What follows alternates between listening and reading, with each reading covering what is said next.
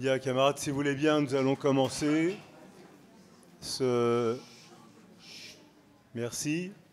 On va commencer ce vendredi marxiste du mois de novembre. Les camarades qui sont des habitués du vendredi marxiste connaissent le fonctionnement de cette échéance.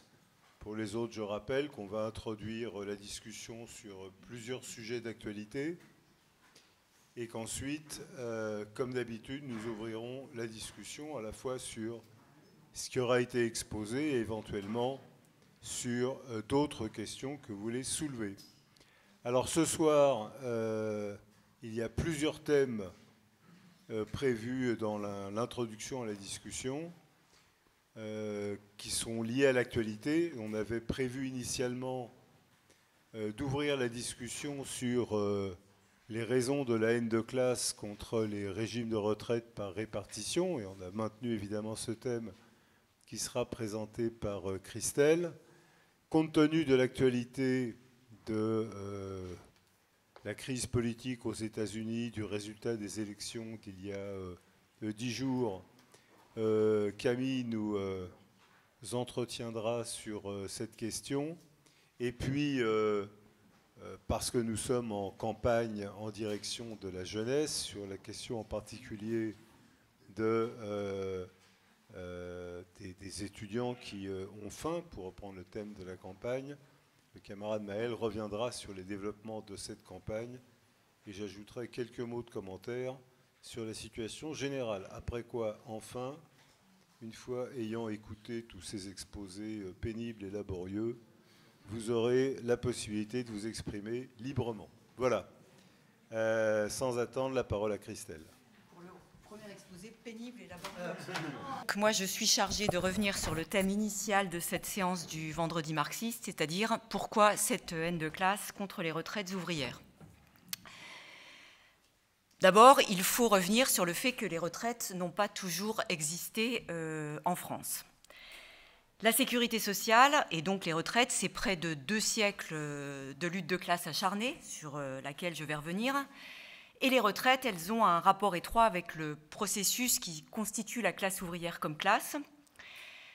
À l'origine de l'exploitation capitaliste, chaque ouvrier isolé est placé dans un rapport individuel avec le capitaliste. C'est individuellement qu'il vend sa force de travail, qu'il essaye de la vendre le mieux possible. C'est individuellement qu'il est placé en concurrence avec les autres ouvriers et c'est aussi individuellement qu'il doit faire face à la maladie, à la vieillesse, au chômage. Et donc, l'exigence d'une protection sociale commune face à ce qu'on appelle les aléas de la vie, la vieillesse, la maladie, est née de la nécessité de résister à l'exploitation capitaliste, l'exploitation sans borne de la force de travail dans le cadre du système que nous connaissons. En ce sens, la protection sociale, tout comme les organisations syndicales, comme les conventions collectives, comme les statuts, sont autant d'institutions ouvrières qui constituent la classe comme classe. Alors, pour revenir à une référence théorique, dans Le Capital, Marx revient sur cette question et je vais faire une longue citation de Marx, mais qui, à mon avis, replace bien les choses dans leur contexte. Il dit la chose suivante: dans sa gloutonnerie de travail extraordinaire, le capital dépasse non seulement les limites morales, mais encore la limite physiologique extrême de la journée du travail. Il usurpe le temps qu'exigent la croissance, le développement et l'entretien du corps en bonne santé. Il vole le temps qui devrait être employé à respirer l'air libre et jouir de la lumière du soleil. Il lésine sur le temps des repas, il réduit le temps de sommeil. La production capitaliste ne produit donc pas seulement la détérioration de la force de travail de l'homme, en la privant de ses conditions normales de fonctionnement et de développement, soit au physique, soit au moral, elle produit l'épuisement et la mort précoce de cette force de travail. Et donc, au XIXe siècle, on l'aura compris, s'organiser collectivement en classe sociale et organiser leur lutte de classe est pour les ouvriers une question de survie au sens fort du terme. Il s'agit d'arracher des droits collectifs par l'action collective et non de quémander la charité. Et donc apparaissent les premières sociétés de secours mutuels qui s'opposent aux bureaux de charité. Ça apparaît au début du XIXe siècle, mais au début, ces sociétés de secours mutuels ne concernent que peu de travailleurs. L'une des premières, c'est la Société des ouvriers gantiers de Paris. On peut lire dans son règlement la chose suivante: les droits sont tous égaux, nulle autre différence que celle des malheurs, le malheur étant par exemple la maladie. Le règlement précise que les ouvriers sont à la fois obligeants et obligés, c'est-à-dire qu'ils cotisent à la société de secours et qu'ils reçoivent de cette même société de secours en fonction de leurs besoins. Alors, en 1850, les premières compagnies privées de chemin de fer créent des caisses de retraite pour certains de leurs employés, seulement certaines catégories. En 1853 est créé le Code des pensions civiles et militaires, qui existe encore aujourd'hui pour les fonctionnaires. En 1894, les mineurs obtiennent à leur tour l'assurance maladie et un régime de retraite, suivi en 1897 par les travailleurs des arsenaux et de l'armement, et en 1909 pour l'ensemble des travailleurs du rail. Et en 1910, il y a une grande bataille qui est menée par la CGT. Elle mène la bataille contre un projet de loi gouvernemental intitulé « Les retraites ouvrières et paysannes ». De quoi s'agit-il à l'époque? Il s'agit d'un système par capitalisation, sur lequel je reviendrai après, avec une pension au montant aléatoire qui sera perçue à l'âge de 65 ans. Je précise qu'à l'époque, en 1910, l'espérance de vie à la naissance n'est que de 49 ans pour les hommes et de 52 ans pour les femmes. Vous l'aurez compris, c'est ce que la CGT appelle la retraite des morts. Et c'est la raison pour laquelle la CGT combat ce projet du gouvernement de l'époque et exige un système par répartition. Je vous cite simplement un extrait du tract de la CGT qui va vous rappeler quelque chose. Donc ça, c'est en 1910. La CGT dit, avec ce système par capitalisation que veut mettre en place le gouvernement, que fera-t-on de cet argent? Cette capitalisation est pour nos gouvernements une bonne affaire financière. Elle leur permettra, en cas de conflagration internationale, de trouver les fonds nécessaires pour soutenir la guerre, par exemple. Et effectivement, ça doit rappeler un certain nombre de choses aux camarades qui sont dans cette salle. Et le tract de se conclure ainsi: parce que seule et contrairement à la capitalisation, la répartition ne constitue pas un danger pour notre avenir d'émancipation, affirmons clairement contre la capitalisation, pour la répartition, le comité confédéral de la CGT. Mais c'est seulement en 1945 que apparaît vraiment le système par répartition que nous connaissons aujourd'hui. Ce sont les ordonnances des 4 et 19 octobre qui instituent le régime général de la Sécu pour les salariés du privé. Je précise que la Sécu, ça n'est pas seulement l'assurance maladie. Souvent, pour les travailleurs, la Sécu, c'est la maladie. Non, c'est aussi les retraites et d'autres, d'ailleurs, d'autres caisses. Et le système de retraite mis en place en 1945, c'est un système par répartition, c'est-à-dire un système, et je crois qu'il faut vraiment qu'on insiste sur cette notion, un système fondé sur la solidarité entre générations que nous connaissons encore aujourd'hui et sur lequel je reviendrai là aussi tout à l'heure quand j'expliquerai la différence entre les deux systèmes qui sont proposés, capitalisation et répartition. Alors, contrairement à ce qu'on nous dit, ça n'a pas été une concession du gouvernement. C'est d'abord le surgissement en 1944 d'une vague révolutionnaire en France, qui fera surgir d'ailleurs des comités qui réorganisent la production et les principales fonctions civiles de la société. C'est cette mobilisation qui va arracher la sécurité sociale.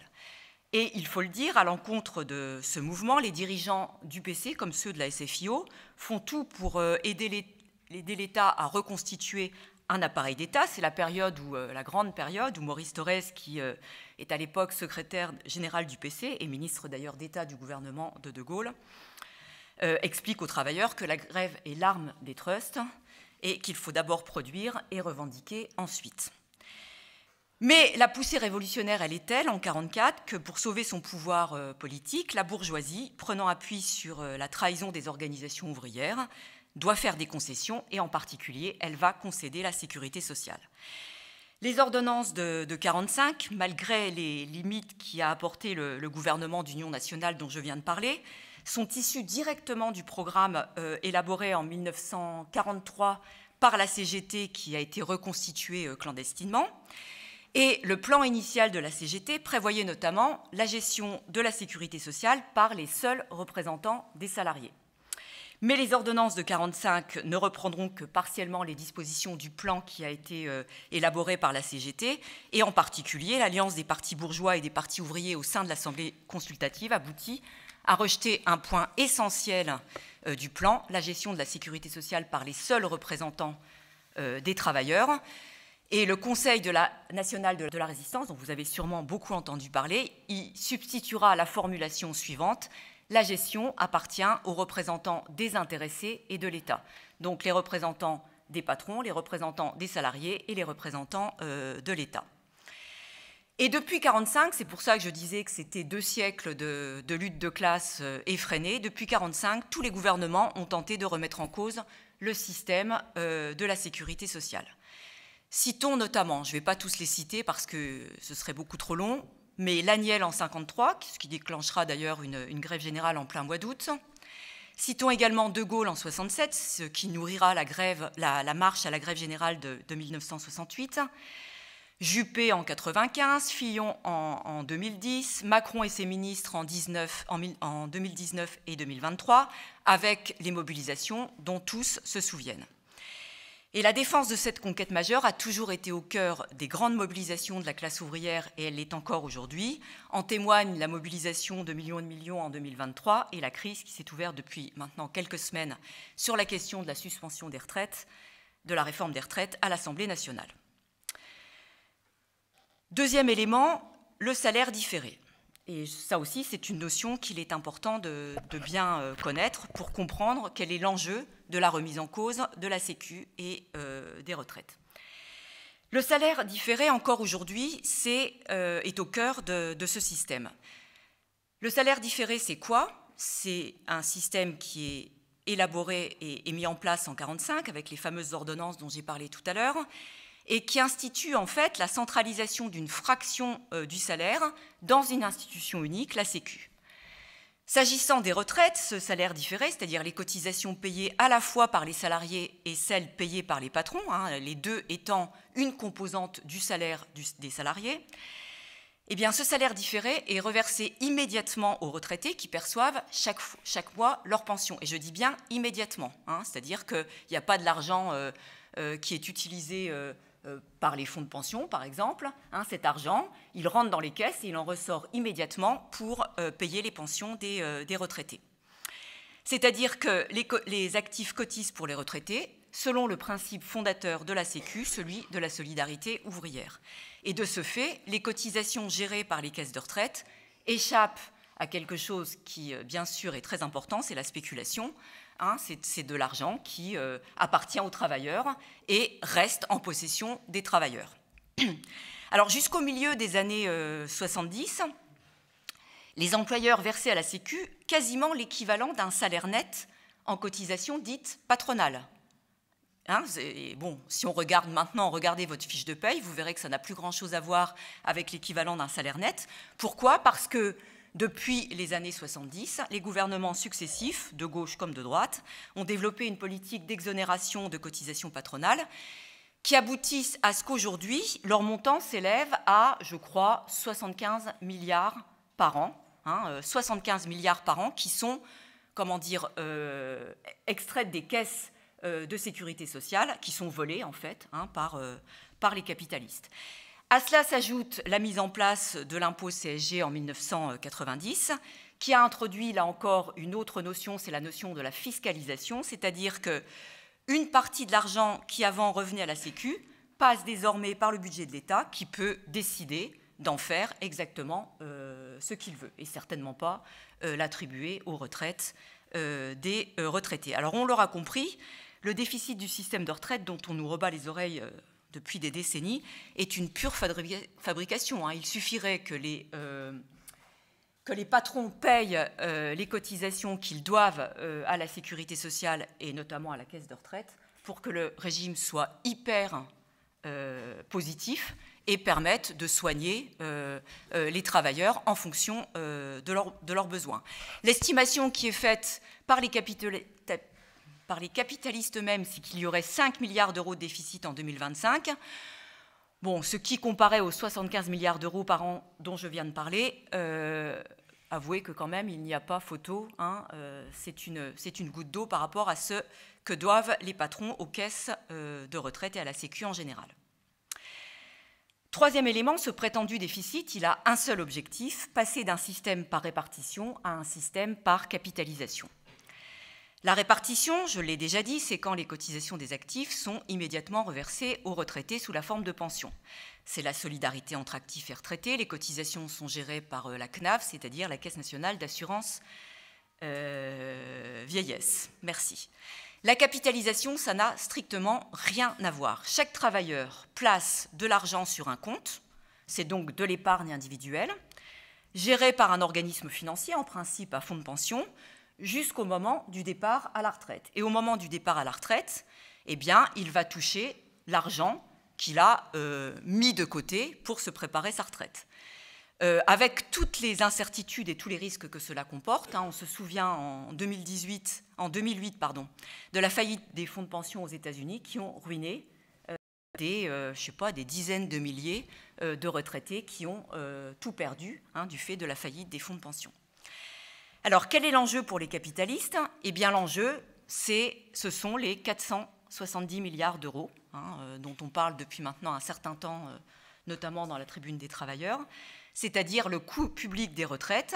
Et cette somme, ces 470 milliards d'euros, leur échappe. Or, c'est un moyen, un champ de valorisation comme plein d'autres, hein, les retraites, et ils aimeraient bien pouvoir mettre la main sur les 470 milliards d'euros en question. Et le problème, on le connaît, hein, c'est que dans 30 ou 40 ans, quand les cotisants d'aujourd'hui arriveront à l'âge de la retraite, eh bien, que va-t-il rester de ces sommes économisées dans le cadre de la capitalisation? Personne ne peut le dire. Ce qu'on sait, c'est que les fonds de pension peuvent réaliser des investissements hasardeux, ça c'est déjà vu, peuvent donc réaliser des pertes, vont évidemment prélever leurs profits sur les fonds en question, et donc on ne sait pas exactement ce qui restera quand les salariés vont arriver à la retraite. La seule chose dont on est sûr, c'est que ces charognards des fonds de pension hein, veulent mettre la main sur ces centaines de milliards d'euros pour mettre en place la capitalisation. Et ce qui m'amène à la conférence sur les salaires et les retraites qui a été installée le 4 novembre dernier. Farandou, le nouveau ministre du Travail, a immédiatement donné le ton puisqu'il a expliqué il y a d'autres régimes possibles que le régime par répartition. Donc vous l'avez compris, s'il y a d'autres régimes possibles, c'est que c'est sur cela qu'on va se concentrer dans le cadre de la conférence. Mais surtout, l'objectif de cette conférence, c'est de chercher à associer les organisations syndicales au chantier d'une nouvelle réforme des retraites. Et le gouvernement le sait, c'est le seul moyen pour lui, et les capitalistes aussi d'ailleurs, de parvenir à la liquidation du système de retraite par répartition. Alors, vous l'avez entendu, il y a déjà, enfin, c'est même plus qu'un accord, puisque c'est une proposition de la CFDT. Hein, Marie-Lise Léon, la secrétaire générale de la CFDT, estime qu'un système de retraite construit autour d'un âge légal, c'est profondément injuste. Hein, donc, vous l'avez compris, avec un système par points, comme veut le faire Marie-Lise Léon, il n'y a plus d'âge légal, puisqu'on part soi-disant quand on veut, enfin, on part surtout quand on peut. Hein. C'est surtout ça que le gouvernement voudrait mettre en place. Alors, donc la justice, selon la CFDT, c'est le système par points qui est lui-même un système, disons, de transition vers la capitalisation. Alors, le système par points, c'est quoi? On s'en souvient en 2019, hein, puisque le gouvernement avait tenté de faire passer ce système. Vous cumulez des points tout au long de votre carrière professionnelle et le montant de votre retraite est déterminé en multipliant l'ensemble des points accumulés par la valeur du point à la date de votre départ en retraite. Toute la question est de savoir qui fixe la valeur du point et à partir de quels critères est fixée la valeur du point. Alors évidemment, les gouvernements avancent les aléas du contexte socio-économique pour, par exemple, baisser la valeur du point. Hein. Donc on sait très bien qu'il n'y a aucun garantie de montant avec un système par points et que la liquidation, la valeur du point peut varier au moment de la liquidation d'année en année en fonction notamment des conditions économiques. Donc ça, c'est la position de la CFDT. Les autres syndicats, dans les documents de compte-rendu rédigés par notamment Force ouvrière juste après l'installation de la conférence, il n'y a pas un mot sur la question des retraites. Il y a un descriptif de ce qui va être mis en place avec la conférence travail et retraite, mais il n'y a pas un mot sur cette question des retraites, comme si ça n'était pas la question centrale pour les travailleurs. Quant à la CGT, eh bien, Sophie Binet était absente de la première réunion de la conférence en question, parce qu'en même temps, enfin, en tout cas c'est l'argument qui a été donné, il y avait une instance de la CGT, le CCN. En même temps, quand on lit la déclaration du CCN, ça n'est pas non plus la question centrale. Sont égrenées toutes les espèces de journées d'action, le calendrier de journées d'action, alors qui commence demain, pour finir le 2, en apothéose le 2, sans revendication, et en tout cas avec aucune revendication concernant les retraites. Donc on l'a compris, l'objectif de cette conférence, c'est véritablement de neutraliser les directions des confédérations syndicales qui, pendant qu'elles s'assoient à la table de la négociation, entre guillemets, n'appellent pas à une quelconque mobilisation sur les revendications. Et puis à l'Assemblée nationale, c'est un peu le pendant politique, on s'agite beaucoup, hein, on nous amuse, une espèce de commedia dell'arte qui n'en finit plus, on se demande bien s'il va y avoir une fin un jour, avec cette suspension qui finalement n'aura sûrement pas lieu, puisqu'il s'agit simplement d'un report de quelques mois de la mise en œuvre de la réforme de 2023, mais en plus on va devoir la payer, hein, puisque vous l'avez compris, les mesures comprises dans le PLFSS, c'est-à-dire le budget de la Sécu, ont un seul objectif, faire payer aux travailleurs ce que va coûter la réforme des retraites pour le gouvernement. Coûter entre guillemets, bien sûr, mais c'est ça effectivement qui est prévu. Finalement, ce qu'il faut, c'est un budget, quelle que soit la forme, les ordonnances, la loi spéciale, le vote bloqué, mais il faut un budget pour sauver les institutions de la Ve République, et un budget qui sera de toute façon un budget de guerre contre les travailleurs, incluant les mesures dont je viens de parler. Mais, et je conclurai sur cette question, les travailleurs n'ont pas dit leur dernier mot. On le sait, la question des retraites et de la Sécu est au cœur de leurs préoccupations. La mobilisation de 2023 est encore dans tous les esprits, hein, y compris de tous ceux qui aujourd'hui cherchent à préserver le régime. Je crois que la place de notre campagne politique pour la défense de la Sécu le montre. Et il faut insister sur une question, la base de l'unité ouvrière, la seule base possible de l'unité ouvrière, c'est la défense du régime par répartition, c'est le refus du système par points qui est la transition, comme je l'ai dit tout à l'heure, vers la capitalisation. En tout cas, c'est ce sur quoi nous, militants de la 4e internationale, nous nous arc-boutons. Et c'est sur cette base que partout où nous intervenons, nous aidons à organiser la mobilisation sur les revendications avec les syndicats, sur les questions des retraites, mais pas seulement. Oui, je vais dire quelques mots donc, sur la situation aux États-Unis. C'est un sujet sur lequel on est revenu un certain nombre de fois dans des précédents vendredis marxistes, aussi bien sur la signification de l'élection de Trump, sur la marche aussi vers un régime de plus en plus autoritaire aux États-Unis, et plus récemment le discours qu'a fait Hegseth, le ministre de la guerre de Trump, le 7 novembre. C'est la marque aussi de ce pas vers un régime de plus en plus autoritaire. On l'a abordé notamment dans l'éditorial de la dernière Tribune des Travailleurs. Et pour autant, malgré tout, la lutte de classe aux États-Unis n'a pas dit son dernier mot. Et on était aussi revenu dans les précédents vendredis marxistes sur les grèves qui se poursuivent, qui se multiplient, sur les mobilisations, les manifestations.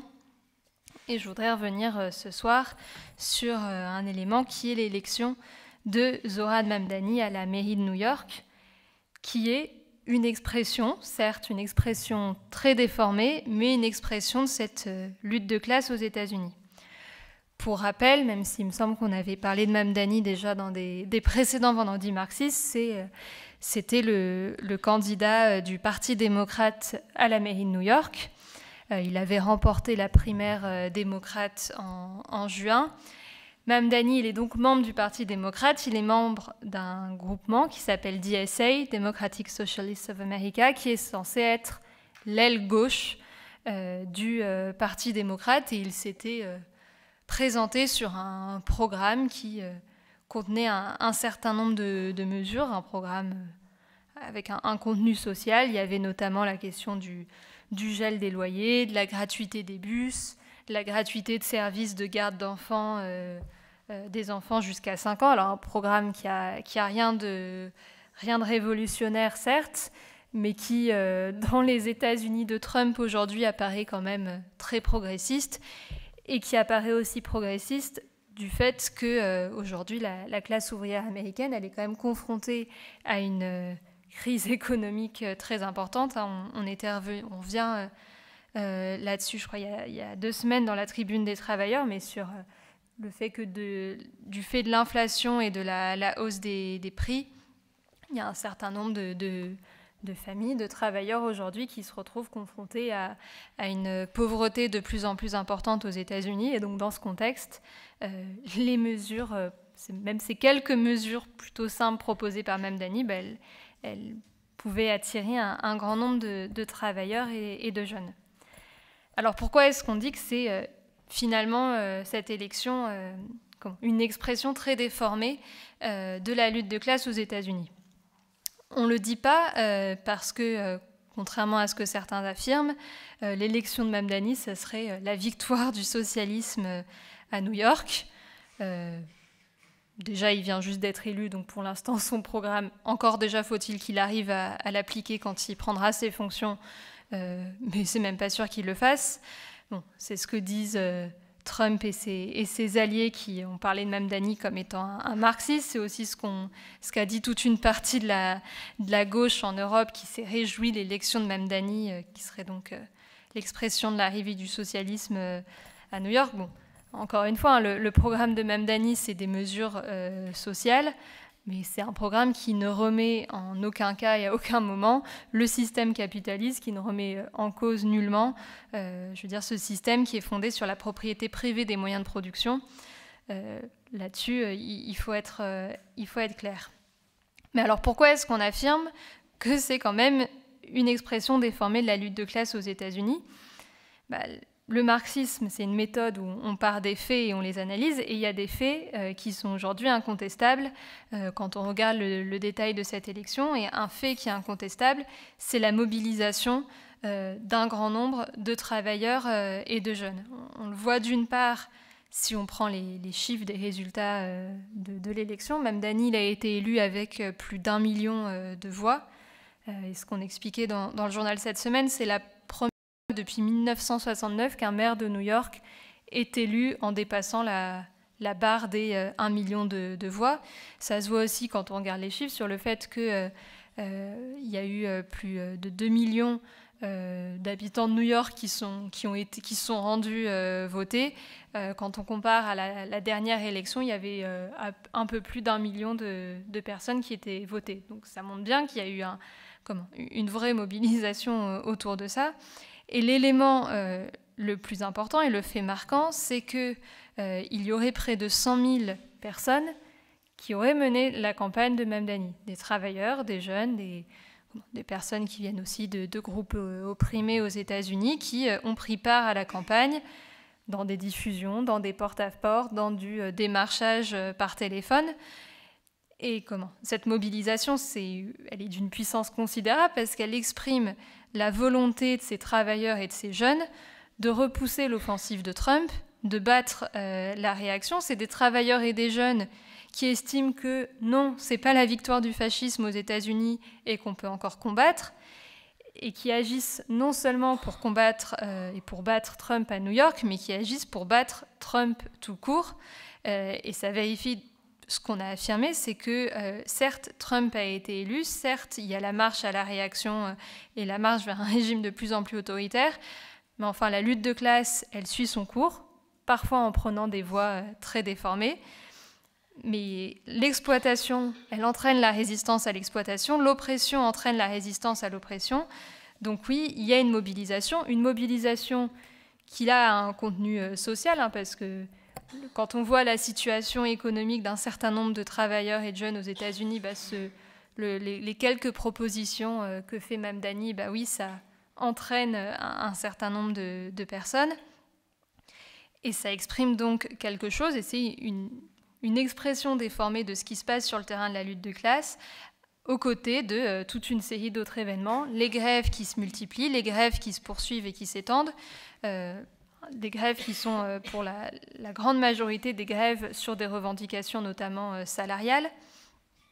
Puis c'est aussi ce qu'on voit dans toutes les mobilisations qu'il y a, par exemple, en défense des travailleurs immigrés, toutes les mobilisations et les manifestations qu'il y a eu contre la police l'ICE, qui est donc la police douanière américaine, les manifestations très importantes avec leur caractère très contradictoire et très limité. On était revenu là-dessus au dernier vendredi marxiste. Puis c'est aussi, par exemple, alors là encore de manière très déformée, mais ce qui s'est exprimé il y a quelques jours où lorsque Trump il s'était rendu à un match de football américain, il commence à faire un discours dans un stade et il se fait huer par le stade tout entier qui se met à l'insulter, etc. Il n'est même pas en mesure de finir son discours.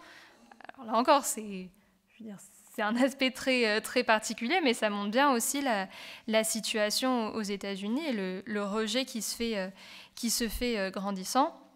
Ce qui confirme que la lutte de classe, elle n'a pas dit son dernier mot. Néanmoins, aux États-Unis comme partout, la classe ouvrière, elle fait face à des problèmes, à des obstacles et à des difficultés. Et c'est le cas aussi de la classe ouvrière aux États-Unis. C'est un sujet sur lequel on est déjà revenu dans plusieurs vendredis marxistes, sur la contradiction entre le fait que la classe ouvrière est très puissante socialement, qu'il y a des syndicats qui sont, très forts, très importants, et on le voit dans les mouvements de grève, et en même temps, elle est politiquement très faible, parce que les directions des organisations syndicales, elles ont enchaîné le mouvement ouvrier au Parti démocrate et aussi au Parti républicain. Elles ont enchaîné le mouvement de la classe ouvrière aux deux partis qui représentent aux États-Unis la bourgeoisie, parce que Parti démocrate et Parti républicain sont deux partis qui représentent les intérêts du capital financier américain. Et dans ces deux partis s'expriment les contradictions et les désaccords entre les différentes fractions de la bourgeoisie américaine. Et les directions syndicales aux États-Unis, elles ont lié leurs organisations au Parti démocrate. Il faut savoir que les syndicats financent le Parti démocrate. Ils font campagne pour leurs candidats en justifiant ça au nom du moindre mal. Mais ce qui aboutit quand même à ce que y ait les syndicats qui contribuent aux campagnes des démocrates, notamment en payant des millions et des millions de dollars prélevés sur les cotisations même des syndiqués. Et le Parti démocrate, en ça, incarne le Front populaire et incarne cette alliance qui est faite entre les organisations ouvrières de par le rôle que joue leur direction et le capital financier américain. Et cette question-là, c'est aussi la même question qui se pose en ce qui concerne Mamdani et son groupement politique, DSA, parce que DSA, c'est donc un groupe politique qui existe... ce qui n'est pas nouveau, qui existe depuis plusieurs décennies. DSA fait partie du Parti démocrate. Par exemple, tous ceux qui sont élus de DSA, Mamdani lui-même, c'est des élus sous l'étiquette du Parti démocrate. Ils en sont membres. Et DSA, depuis des décennies, a pour rôle de ramener vers le Parti démocrate les travailleurs et les jeunes. Je pourrais donner toute une série d'exemples, j'en donnerai que quelques-uns, mais si on regarde par exemple une des figures importantes, disons, de DSA, c'est la députée américaine Rashida Tlaib. Donc ça fait plus de 15 ans qu'elle est élue du Parti démocrate, qu'elle siège, elle siège au Congrès, elle participe à toutes les commissions, les institutions, etc. Il faut savoir que Tlaib, on en avait parlé, je crois, dans un précédent vendredi marxiste, mais elle avait participé à une lettre commune avec d'autres députés s'adressant à Biden pour lui demander de renforcer le soutien à l'Ukraine. Dans les figures aussi un peu importantes de DSA, on a Alexandria Ocasio-Cortez qui avait voté en 2022 ou en 2023, je ne sais plus exactement, avec Biden pour casser une grève des cheminots. Donc c'est ça, les élus de DSA. Et un exemple de la politique que joue DSA dans le Parti démocrate, au moment de la primaire démocrate avant les élections de 2024, ils avaient fait toute une campagne de masse, ce qu'ils appelaient la campagne des Uncommitted Votes, qui était une campagne où ils s'adressaient aux travailleurs, leur disant de participer à la primaire du Parti démocrate pour voter uncommitted, c'est-à-dire pour voter pour aucun des candidats, en signe de protestation à la politique menée par Biden, la direction du Parti démocrate, et notamment pour marquer le refus du génocide à Gaza. Sauf qu'en faisant ça, en fait, ils menaient une campagne pour que des travailleurs et des jeunes participent aux primaires du Parti démocrate et donc s'enregistrent comme électeurs du Parti démocrate, donc pour ramener vers le Parti démocrate, plutôt que de faire une campagne contre le Parti démocrate, mais à l'extérieur du Parti démocrate, toute une campagne qui a finalement mené à pas grand-chose, parce que finalement, ils sont restés dans le Parti démocrate et qui a poursuivi sa politique aux élections. C'est un des exemples de ce que fait DSA, qui ne cherche pas du tout à aller à ce stade, à la rupture avec le Parti démocrate. Et donc l'élection de Mamdani, qui s'est fait avec l'appui sur ce mouvement très important, ça pose une question, c'est qu'est-ce que DSA et Mamdani vont faire de leur victoire ? On verra si Mamdani est vraiment en mesure d'appliquer ou non son programme ou quelques-unes des mesures. On sait qu'il va y avoir plusieurs obstacles à ça. Premier obstacle, c'est Trump, d'une part, mais d'autre part, c'est le Parti démocrate lui-même. Et en restant dans ce cadre, ça risque d'être difficile de l'appliquer. Mais bon, ça, j'ai envie de dire, on verra. Mais la question qui se pose aussi, c'est que est-ce qu'aujourd'hui, pour DSA, la perspective, elle se limite à une gestion de gauche, entre guillemets, à New York, ou est-ce que ça ne pose pas la question d'appuyer et d'étendre ce mouvement à l'échelle de tous les États-Unis ? Parce que DSA, dans leur communiqué pour célébrer la victoire de Mamdani, ils disent « Nous construisons un mouvement politique pour et par la classe ouvrière ». Très bien, pourquoi pas, mais est-ce que DSA et Mamdani, est-ce qu'ils vont poser vraiment cette question jusqu'au bout ? Est-ce qu'ils vont par exemple appeler à une convention à l'échelle de tous les États-Unis pour appuyer sur ce mouvement les bases de la constitution d'un authentique parti ouvrier, d'un authentique Labour Party, qui marquera la rupture nette avec le Parti démocrate, un Labour Party appuyé sur les syndicats qui auront rompu clairement et nettement avec le Parti démocrate. Est-ce qu'ils organisent ça ? Est-ce qu'ils vont le faire ou non ? Ou est-ce qu'ils vont rester dans le cadre dans lequel ils sont actuellement, c'est-à-dire dans le cadre du Parti démocrate, où ils vont continuer à faire ce qu'ils font depuis des décennies, c'est-à-dire de ramener des travailleurs et des jeunes vers le Parti démocrate. Et en faisant ça, en entretenant une illusion qui est des plus dangereuses, l'illusion qu'une solution favorable aux travailleurs et aux jeunes pourrait sortir du Parti démocrate lui-même, qui est, je le rappelle, un des deux partis représentants du capital financier américain. Je veux dire, il y a ce que fait DSA, je pense que c'est quand même nécessaire, même si je ne rentrerai pas dans le détail là-dessus, sur le rôle aussi joué par ceux qui usurpent le drapeau de la 4e internationale et qui, pourtant, dans leur hebdomadaire Information ouvrière, continuent semaine après semaine à se faire le relais du Parti démocrate et de DSA, sans jamais évoquer la moindre critique envers DSA. Si ça en intéresse certains, nous avons dans le dernier numéro de l'International sorti un article qui revient sur ces questions-là, et si vous ne vous êtes pas encore procuré ce dernier numéro, il y aura une table à la sortie où vous pourrez vous le procurer. Pour notre part, nous partageons la position qui était celle de Trotsky, le combat pour un véritable Labour Party, le combat pour la rupture avec le Parti démocrate aux États-Unis. C'est un combat qui est aujourd'hui plus que jamais d'actualité, qui doit se mener en s'appuyant sur le mouvement actuel de lutte des classes aux États-Unis, qui certes prend des formes parfois plus ou moins traditionnelles et qui s'exprime de manière plus ou moins déformée, mais ce combat doit être mené, il doit être mené en s'adressant à ces centaines de milliers de travailleurs et de jeunes qui se sont mobilisés à New York. Bonjour.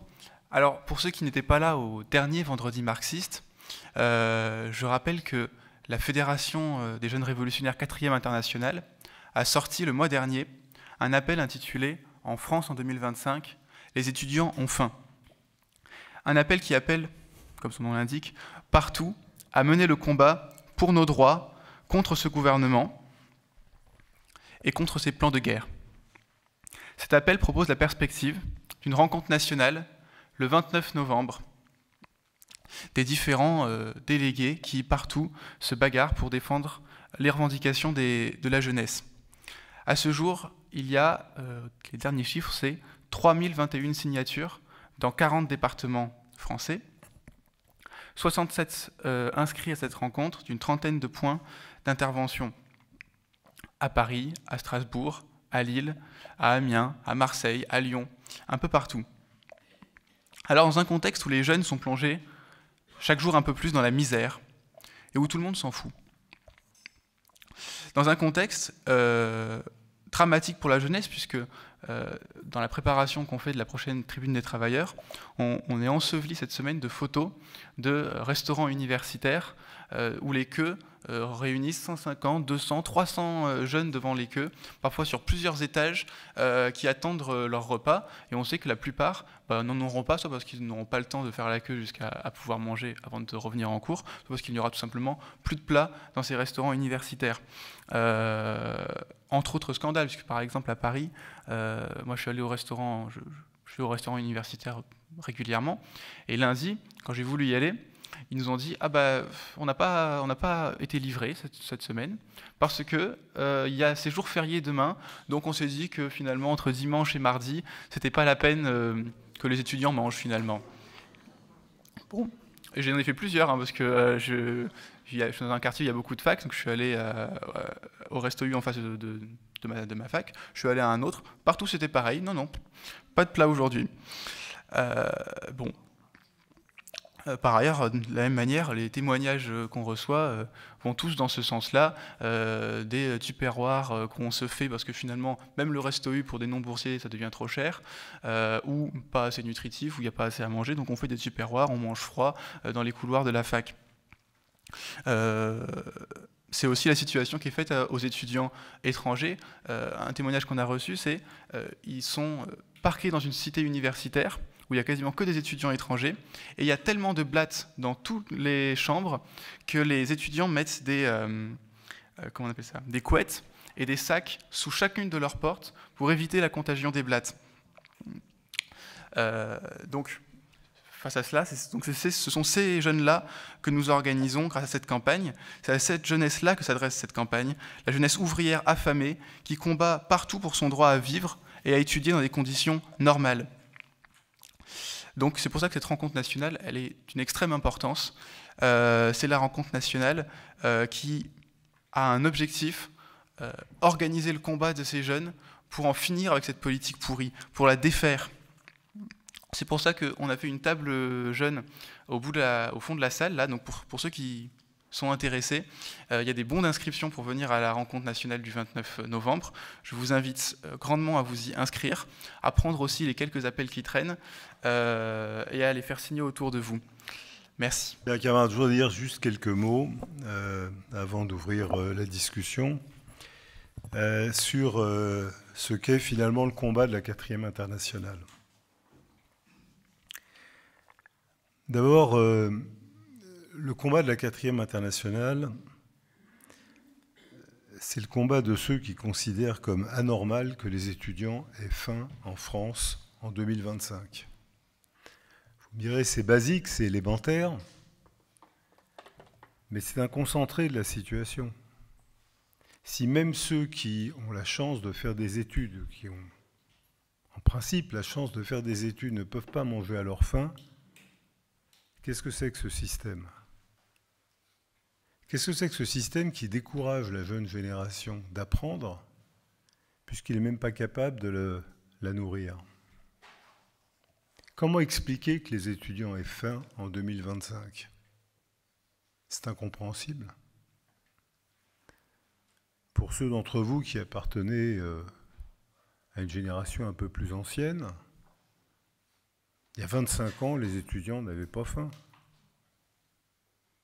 Ils pouvaient être pauvres, mais ils n'avaient pas faim. Il y a 50 ans, les étudiants n'avaient pas faim. Quelle calamité s'est-elle abattue sur notre société qui fait que là où on pouvait manger à sa faim il y a 50 ans ou il y a 25 ans, on ne peut plus aujourd'hui ? Ben, cette calamité, elle porte un nom. C'est le capitalisme. Il n'y a pas d'autre explication. Je voudrais vous donner 2 chiffres. Il y a 25 ans, en 2000, si on additionne tous les capitaux en circulation dans le monde, c'est-à-dire tous ceux qui servent à faire du profit, la masse de ces capitaux était un peu supérieure à 100 000 milliards de dollars. 110 000 milliards de dollars, pour être plus précis. Bon, c'est un chiffre qui ne vous dit pas grand-chose, moi non plus. Mais si on le compare à la masse des capitaux en circulation aujourd'hui, elle est passée à 550 000 milliards de dollars. Donc, en 25 ans, la masse des capitaux en circulation, ce qui sert à faire du profit, ce qui est investi, soit dans la production des marchandises, soit dans la spéculation, a été multipliée par 5. C'est une multiplication gigantesque. Le pouvoir d'achat des travailleurs dans le monde n'a pas été multiplié par 5 durant la même période. La population mondiale n'a pas été multipliée par 5. Donc, cette masse de richesse, ces 440 000 milliards de dollars, d'où sont-ils sortis dans les 25 dernières années? Ils sont bien sortis de quelque part. Ils ne sont pas tombés du ciel. Ils sont sortis de la sueur et du sang de l'exploitation de la classe ouvrière. Ils sont sortis du profit que les capitalistes arrachent en ne payant aux travailleurs qu'une partie de leur journée de travail et en faisant en sorte que pour une autre partie de la journée de travail, les travailleurs travaillent gratuitement et dégagent du profit pour les patrons. Ces 440 000 milliards de dollars, ils sont aussi sortis de la remise en cause de services publics, des restaurants universitaires, ou des hôpitaux, ou des écoles. Ils sont sortis de la remise en cause des droits collectifs qui fixent le salaire des travailleurs. Ils sont sortis du non-entretien des logements sociaux. C'est-à-dire que d'une manière ou d'une autre, par l'exploitation de la classe ouvrière, par la destruction de ses droits acquis, la destruction de la Sécu dont parlait Christelle à l'instant, la remise en cause des retraites, l'ensemble de ces mesures accumulées ont dégagé cette somme considérable de 444 milliards de dollars supplémentaires. Après quoi, les étudiants ont faim. Et dans ce système, ils auront de plus en plus faim.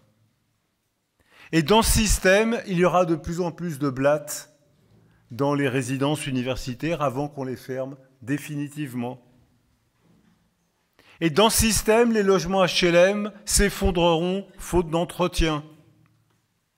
Et dans ce système, les centaines de milliers d'enfants en situation de handicap qui n'ont pas d'accompagnement adapté à leur situation aujourd'hui n'en auront encore moins et seront laissés à la charge de leurs parents dans des conditions épouvantables et pour les enfants et pour les parents. Et pourtant, 551 000 milliards de dollars. D'un côté, un capital qui ne cesse de bourgeonner, comme disait Marx, et à l'autre pôle de la société, une classe ouvrière, une jeunesse, dont le sort ne cesse de se dégrader. La maladie qui a frappé notre société dans les 25 dernières années porte un nom, le capitalisme. Et c'est la raison pour laquelle on peut nous raconter beaucoup de choses sur l'Assemblée nationale. Celui-ci a voté un amendement exceptionnel et tel autre a voté contre ou l'inverse. Tout ça, camarades, c'est du vent. Tout ça, c'est dans un système capitaliste qui, de toute façon, permet au bout du compte aux institutions de la Ve République d'annuler tous les amendements d'un seul coup quand ils le décideront à la fin du mois de décembre. Seule la mobilisation de millions et de millions permettra d'inverser le cours des choses Et cette mobilisation, elle porte un nom, c'est le combat pour la révolution. Et c'est le combat de la 4e internationale. Ce qui est excessif, c'est pas de combattre pour la révolution. Ce qui est excessif, c'est de laisser le système capitaliste tout détruire sur son passage. Dans l'éditorial de la Tribune des Travailleurs cette semaine, nous citons un individu qui s'appelle Exet et qui est le ministre de la guerre de Trump. Lisez ce qu'il dit. Il dit aux capitalistes de l'armement, il leur dit une chose simple. Grâce à nous, vous allez aller à la conquête du monde entier. Grâce à nous, nous allons étendre la guerre au monde entier. Et grâce à cette guerre, vous les capitalistes de l'armement, parce que nous sommes pour le capitalisme, dit-il ouvertement, vous les capitalistes de l'armement, vous allez engranger des profits considérables en étendant la guerre à tous les continents. Voilà l'avenir que promet le capitalisme. Alors, camarades, c'est la raison pour laquelle, oui, nous attachons à la défense de la moindre conquête ouvrière. Et dans ce que disait Christelle sur la différence entre capitalisation et répartition, ben finalement, ça se résume à une chose simple, hein, ou le système à points, là. Le système à points, il l'appelle système à cotisation définie. C'est-à-dire, vous savez ce que vous payez, mais vous ne savez pas ce que vous recevrez. Alors que le système par répartition, vous savez ce que vous toucherez. C'est toute la différence. Le système par répartition, vous savez ce que vous toucherez parce que c'est une conquête arrachée par la classe ouvrière. Le système par points, vous savez ce que vous payez parce que c'est un système qui permet aux capitalistes de vous piquer du pognon. Il n'y a pas d'autre explication. Et voilà pourquoi le gouvernement voudrait nous faire passer de l'un à l'autre. Et voilà pourquoi combat la 4e internationale contre ces mesures. Quelques mots. D'abord par rapport à la camarade qui dit quand on voit ce qui se passe, hein, il y a un peu on est un peu tenté par une position fataliste, c'est-à-dire il n'est pas possible de s'y opposer. Je comprends parfaitement qu'on puisse avoir ce sentiment. Mais si vous regardez bien le cours de l'histoire, il est arrivé souvent de fois que des appareils d'État ou des appareils militaires ou des appareils financiers ou autres qui paraissaient extrêmement puissants s'effondrent.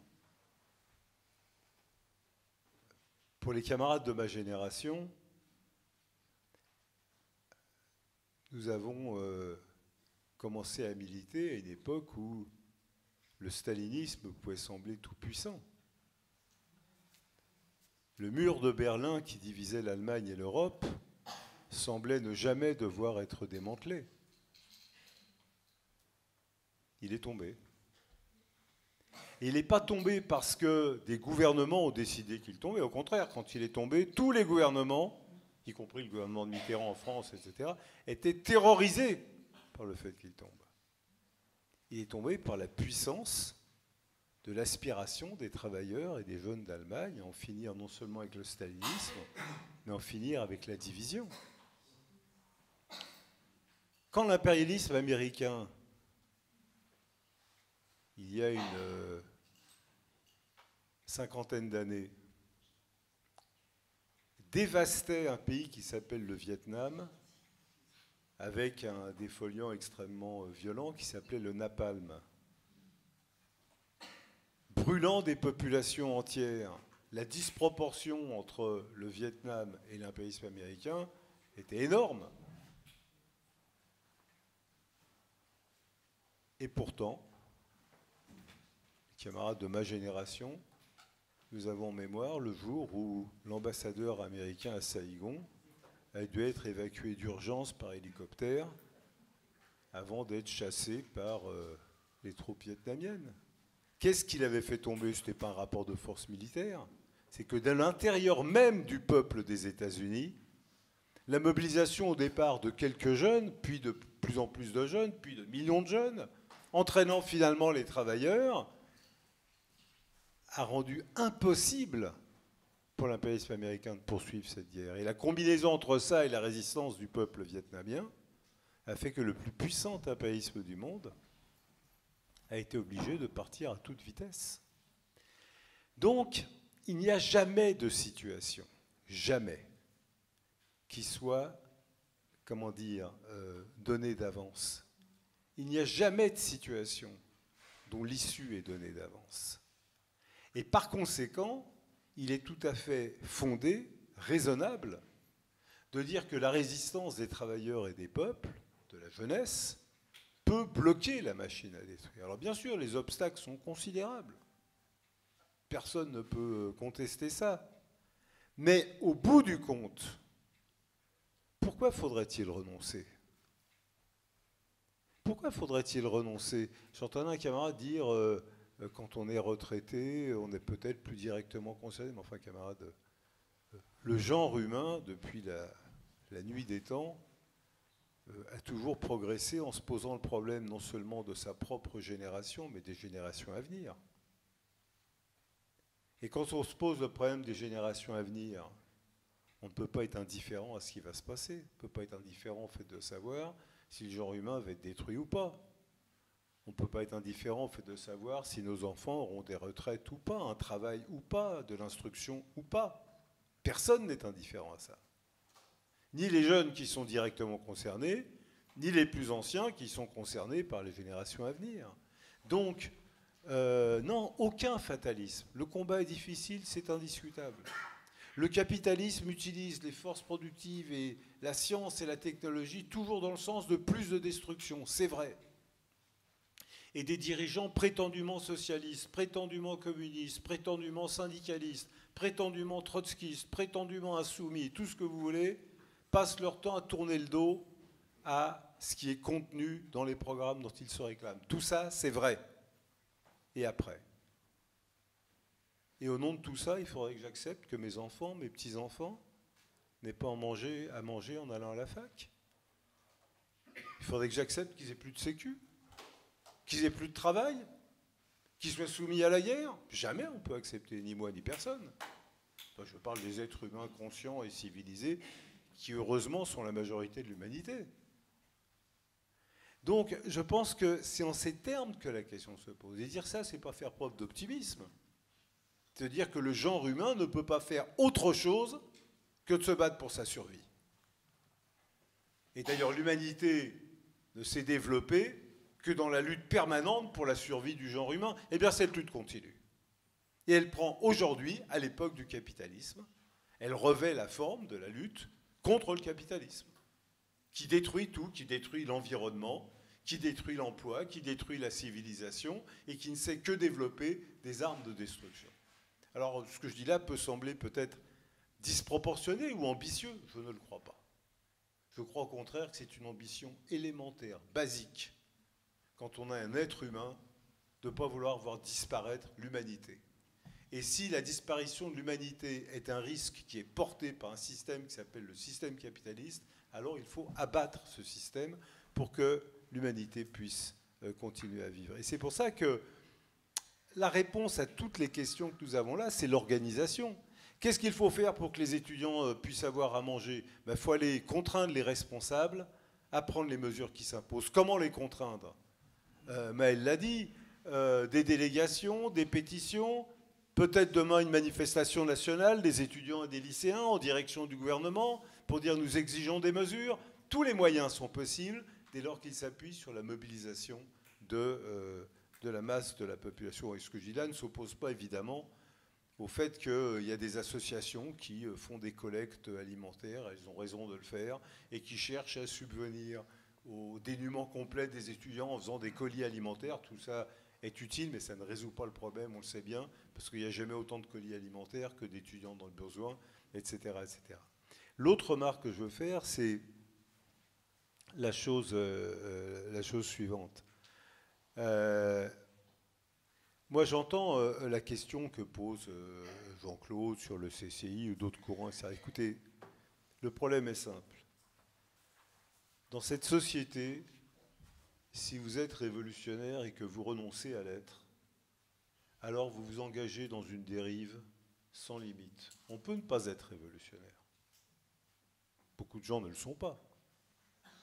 Mais quand on a été un révolutionnaire, puis qu'à un moment donné, on dit bon, ça suffit, tout ça, j'y crois plus, alors s'engage une dérive.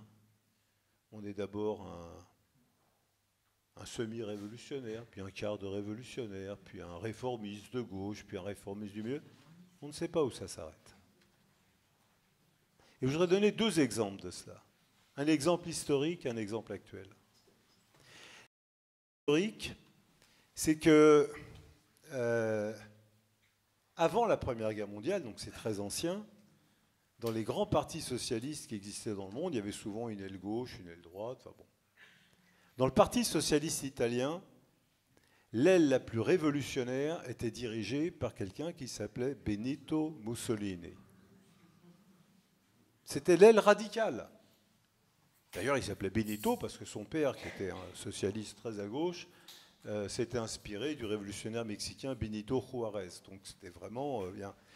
Mais à partir du moment où il s'est rallié au chauvinisme, eh bien, un socialiste chauvin, c'est d'abord un socialiste chauvin, puis c'est un chauvin tout court, et puis c'est devenu un fasciste. Alors vous me direz, c'était il y a longtemps. Exemple plus près de nous. Camarade parlait du CCI. Vous savez, le CCI, c'est le courant qui s'appelle POI. Bon, ce ne sont pas des fascistes, loin de là, mais ils ont parfois des fréquentations extrêmement douteuses. Il y a en Allemagne un parti qui s'appelle l'Alliance Sarah Wagenknecht, dont l'acronyme est BSW.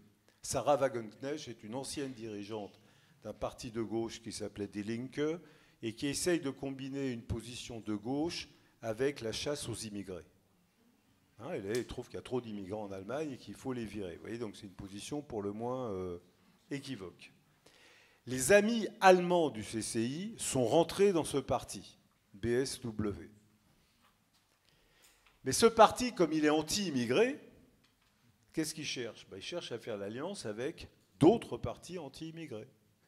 Par exemple, le parti nazi AfD. Vous en avez entendu parler, vous savez, le parti qui malheureusement se développe aujourd'hui en Allemagne.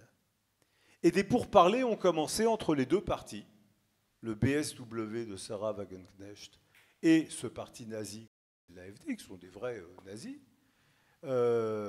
par exemple au niveau d'une région en Allemagne.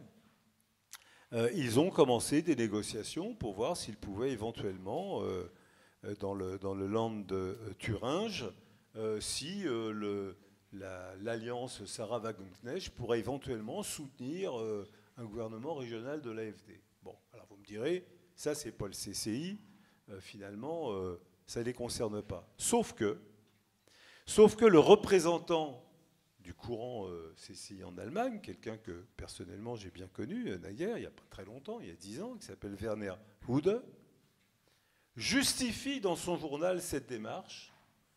Je vous résume son argumentation. Comme il y a des ouvriers sincères qui votent pour le parti nazi, ce qui est possible, donc il faut s'adresser à ces ouvriers sincères, donc c'est normal d'engager des discussions avec le parti nazi. Mais Sarah Wagenknecht, elle ne discute pas avec les ouvriers sincères, elle discute avec les dirigeants du parti nazi. Et voilà comment des gens qui se disent trotskistes, qui se disent révolutionnaires, en arrivent à justifier quelque chose qui est totalement sans principe. On ne discute pas avec des nazis, ni en Allemagne, ni en France. On ne discute pas avec des nazis, on les chasse. Et d'ailleurs, les ouvriers allemands, quand les dirigeants de ce parti nazi ont cherché à venir dans un cortège syndical parce qu'ils disaient on vous soutient, ils les ont virés et à juste titre. Donc camarades, il y a des principes. Mais quand on commence à renoncer aux principes, on peut s'avaler beaucoup de couleuvres. Alors vous savez quoi ? Beaucoup de nos anciens camarades se lancent aujourd'hui dans des campagnes et dans des carrières électorales très importantes. Avec l'étiquette de la France insoumise, ils vont être élus à toutes sortes de postes formidables. Je leur souhaite bien du plaisir. Mais je préfère rester sur une ligne révolutionnaire intransigeante pour ne pas me retrouver un jour, par inadvertance, à être dans un parti qui discute avec des nazis. Vous voyez, c'est une question de principe. Et pour ça, il n'y a qu'un principe. Hein. Quand on est du côté de la classe ouvrière, on n'est pas du côté du capital. Ni de près, ni de loin. Quand on est du côté de la classe ouvrière, on n'est pas pour la guerre. Et quand on est du côté de la classe ouvrière, on n'accepte pas que les étudiants aient faim. Et c'est ça le combat de la 4e internationale que je vous invite les uns et les autres à rejoindre.